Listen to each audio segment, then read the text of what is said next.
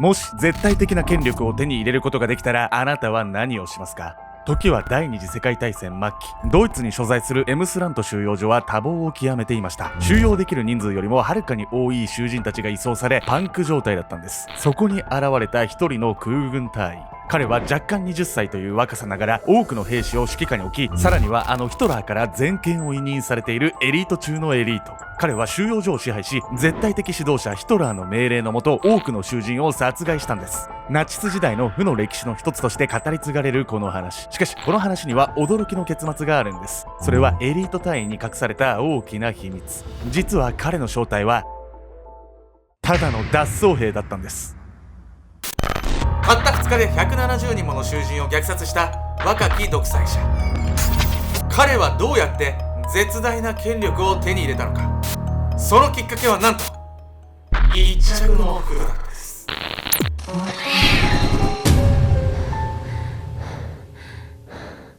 おそす、最近会えてない姪っ子とディズニーランドに行きたいよ、ケンちゃんです。毎日が勝負服、闇やみこです。本日皆様にご紹介するのはナチス時代のね、もう最後ら辺に現れたね、若き独裁者ビリー・ヘロルトについてなんです。人はね、見た目が9割だなんてね、言葉はあると思うんですけどね、そんなね、心理状態がね、生み出したね、もう歴史の負を象徴するようなね、事件だとね、僕はね、思ったんです。そして、この物語の始まりは、ヘロルトが手にした一着の服によって全てが始まったんです。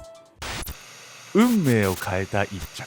時は1945年、第二次世界大戦末期のドイツが今回の舞台。ここに所属していた部隊から離れてさまよう一人の兵士がいました。彼の名はビリー・ヘロルト。この年に20歳を迎えるヘロルトは屋根拭き職人の家庭に生まれたごくごく普通の青年。彼は少年時代煙突清掃員としての訓練を受けていました。しかし18歳を迎えるとともに徴兵され、空軍で兵役についていたんです。兵士となってからはイタリアのネットゥーノやモンテカシーノを巡る激戦に参加。その功績を認められ上等兵に昇進を果たすも、彼が見据える未来は決して明るいものではなかったんです。終戦末期のこの年、ドイツの戦況は劣勢。軍内部ではこのままでは負けるという空気が蔓延して、兵士の士気は下がる一方だったんです。その結果どうなったのか。なんと脱走、略奪、暴力など軍紀違反を犯す兵士が相次いだんです。ヘロルトもそんな軍紀違反を犯した兵士の一人。彼は部隊から脱走し、自由を求めて逃亡生活を送っていました。こんな簡単に脱走ってできるもんなわけ？もう簡単じゃないしね、まあでも残っても地獄、脱走しても地獄、まさにどうしようもないね状況だったんです、そしてね、脱走というのはやっぱりね、もう兵士にとってはもう絶対に許されない罪なんです。ドイツ軍は裏切り者を野放しにするまいと総力を挙げて脱走兵狩りを実施。血眼で脱走兵を捜索し、発見次第射殺していったんです。そして脱走兵による略奪の被害に遭っていた地元住民たちも自警団を結成し、彼らに抵抗するようになりました。つまりこの時すでに脱走兵であるヘロルトが生きて逃げ切れるような平穏な場所はどこにもなかったんです。行くあてもなく憲兵たちに発見されれば容赦なく射殺され、周りの住人たちからも激しく攻撃される、まさに八方塞がりの状態だったんですが、ヘロルトにできることは何もありません。ボロボロになりながらもとにかく歩くしかなかったんです。そんな時、彼の目の前にあるものが飛び込んできました。それは道路の溝に落ちた軍用車。車体を溝から動かせなくなって放棄されたのでしょうか。周囲には誰もいません。もしかしたら中に食べ物があるかもしれない。ヘロルトは突然現れた幸運に喜びながら中を覗きます。その車内には大量の荷物が積み込まれていたんです。ヘロルトが片っ端から荷物の中身を確認していくと、その中からある意外なものを発見します。それは空軍隊員の軍服。新品のように真新しいその軍服には高い位の証である鉄十字勲章までついていたんです。ヘロルトは早速ボロボロになった衣服を脱ぎ捨て、その軍服に着替えます。そして車のミラーで自分の姿を確認したんです。選ばれたものしか着ることができない大尉の軍服。意外と似合っているじゃないか。ヘロルトはまるで自分が急に偉くなったような高揚感を味わうんです。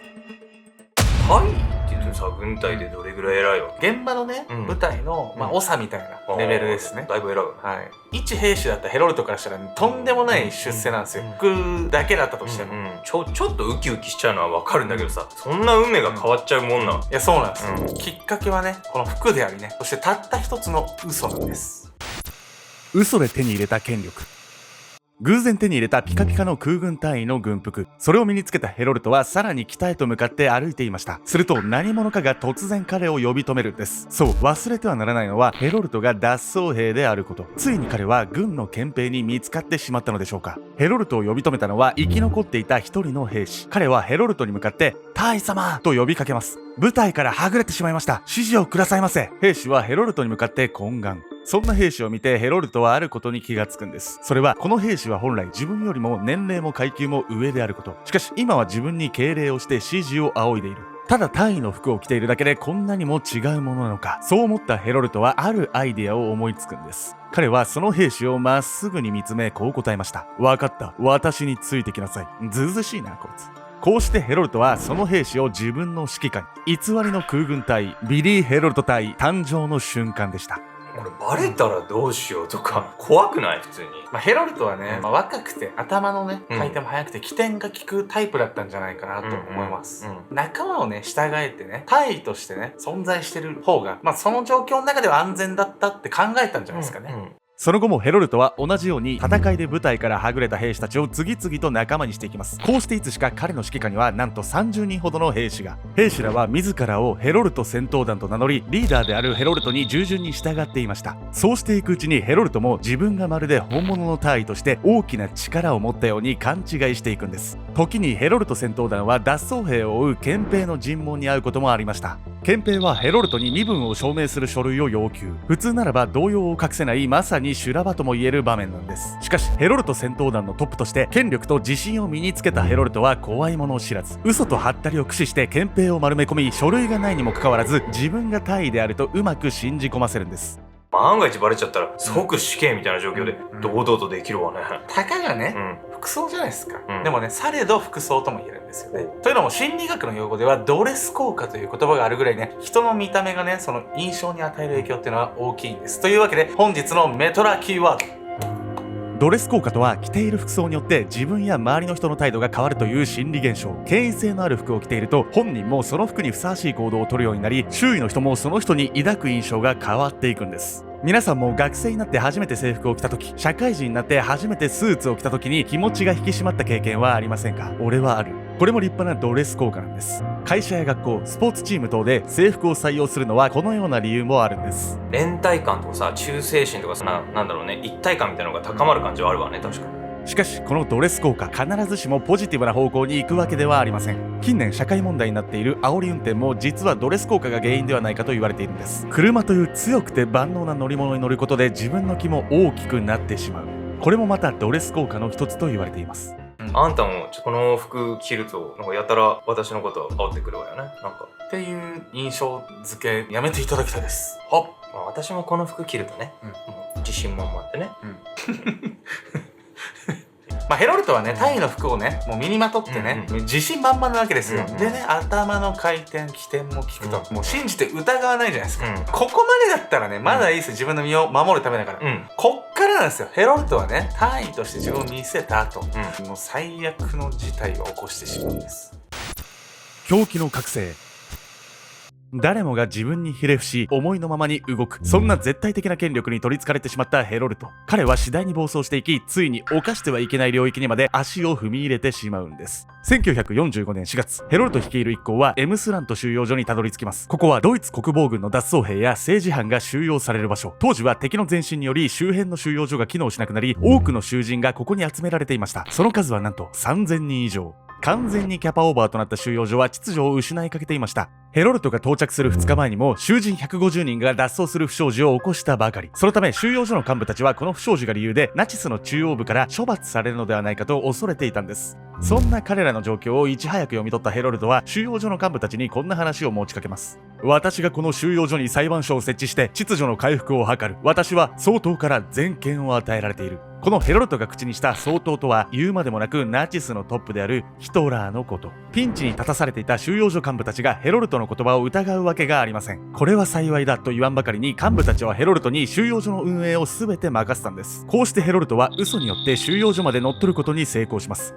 嘘が暴走してんじゃない？止まんないよね。こんな嘘ついてなんかさ、ヘロルトにいいことある？この直後ね、ヘロルトたちね、さらに意味わかんないことが出てくるんです。収容所を支配下に置いたヘロルト。彼は早速幹部たちに宣言した通り簡易裁判所を設置します。そして脱獄を図った囚人たちの刑を裁判によって決めたんです。この時ヘロルトが囚人たちに下した判決は死刑。そして部下の兵士たちは判決を言い渡された囚人たちをすぐさま射殺。さらに兵士たちは8人の囚人に命じ大きな穴を掘らせます。そして長さ7メートル、幅2メートル、深さ 1.8 メートルの穴が完成すると30人の囚人たちをその前に並ばせました。そして兵士たちは囚人たちめがけ機関銃を発射。無数の弾丸を浴びせられた囚人たちはまるで人形のようにバタバタと穴の中へ落ちていきます。そう、囚人たちが掘っていた穴は自分たちの墓穴だったんです。兵士たちは囚人たちを蹴って確認し、息がある囚人には拳銃で容赦なくとどめを刺していました。こうしてヘロルト一行はその日のうちに98人もの囚人を殺害。そして翌日もヘロルトは囚人たちの死刑を執行。脱獄囚がいなくなると外国人や脱走兵などにも何かしらの理由をつけ処刑を行いました。こうしてこの日は74人の囚人を殺害。ヘロルトは収容所を乗っ取り、たった2日で172人もの囚人を虐殺したんです。急展開すぎて、いやなんかもうタイのふりしてるだけなら可愛いもんだけどさ、人殺しまくるってめちゃくちゃやばいやつじゃないのよ。いやそうなんですよね、状況とか環境とかね、自分の立ち位置になって人のねの態度っていうのはね、今回みたいにね悪い方向になってしまうこともあるんですよ、別の話もあったじゃないですか、前に、イルゼ候補ね、なんか所長の奥さんになったからってめちゃくちゃ調子乗ってたやつだね、もう何がね彼のねこの心理状況を変えてしまったのかっていうのはね、もう明らかになっていないんですよ。しかしね彼のねこの暴走は長くは続かなかったんです。偽物独裁者の最後。ヘロルトが収容所を支配し始めて1週間後、収容所はイギリス空軍によって爆撃を受けます。生き残っていた囚人たちのほとんどはこの混乱の中脱走。ヘロルトたちも収容所を放棄して逃げるほかありませんでした。ヘロルトはその後少年時代に身につけていた技術を生かし、煙突清掃員としてドイツの小さな都市に潜伏。しかしその生活は貧しく空腹に苛まれる日々を送ったんです。そしてある日、ヘロルトは食パンを盗んだことで現地に進駐していたイギリス海軍に逮捕されます。取り調べの中でヘロルトの悪事が次々に明らかになりました。イギリス軍はヘロルトと彼が率いた兵士を集め、かつて彼らが支配したエムスラント収容所から犠牲者の遺骨を掘り返すように命じました。その結果、なんと195人もの遺骨が回収されたというんです。イギリス軍はそんなヘロルトに対し重い判決を下しました。その判決は死刑。こうして1946年11月、多くの囚人を無残にも殺害したヘロルトはギロチンにより処刑されました。尋問の最中、ヘロルトはなぜ収容所の人々を撃ったのか自分にもわからないと答えたといいます。たった一着の軍服を着たことから運命が変わり、大きな罪を犯したビリー・ヘロルト。最初はその場しのぎの嘘だったはずが、その嘘に自分自身が支配されコントロールが効かなくなってしまったんでしょうか。たった一つでも嘘をつくと、それを隠すためにどんどん嘘を重ねることになります。メトラの皆さんも嘘にはくれぐれもお気をつけを。